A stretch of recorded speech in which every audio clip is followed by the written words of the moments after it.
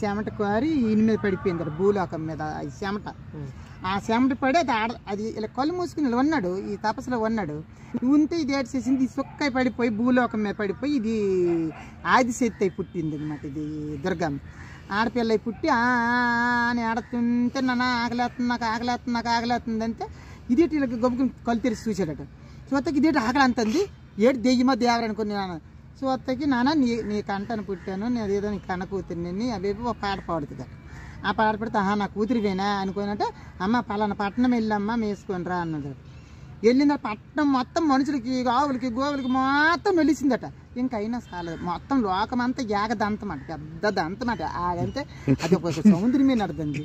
అయితే మొత్తం వేసి ఇంకా నాకు ఆకలి అంటుందట. ఇంకా అలా పలానా ఆగా అంటుందట. అంతుంది యామాకు మీద కూర్చుంది దీనికి. దేని మీద?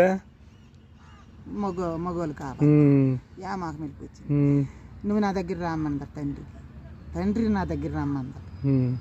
రమ్మంటే అమ్మా తప్పు, నేను నీ కన్న తండ్రినమ్మా, అది ఒక పాట. నీ కన్న తండ్రిని తప్పు అమ్మాల కనుక నీకు ఏమాకం వచ్చింది కాబట్టి పలాంది అనుకుని ఏదోట నాలుగు తిని తేలు తిని గుచ్చేతాడు. తేలు ఇంటి తిని గుచ్చేతాడు నాలుక.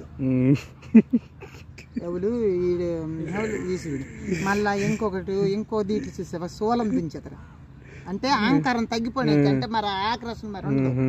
సోలం దించుతాను మళ్ళీ నీకు నేను పెళ్లి చేసుకుంటున్నా అన్నదట. అంటే అమ్మ తప్పమ్మా, నీ తండ్రిను మరొక ఉగానంటే మళ్ళీ చచ్చిపోయి మళ్ళీ నేను ఇంకో జన్మ ఎత్తాను, అప్పుడు నువ్వు పెళ్లి చేసుకుంది అంటే అప్పుడు బ్రహ్మ విష్ణు మహేష్ వీళ్ళు ముగ్గురు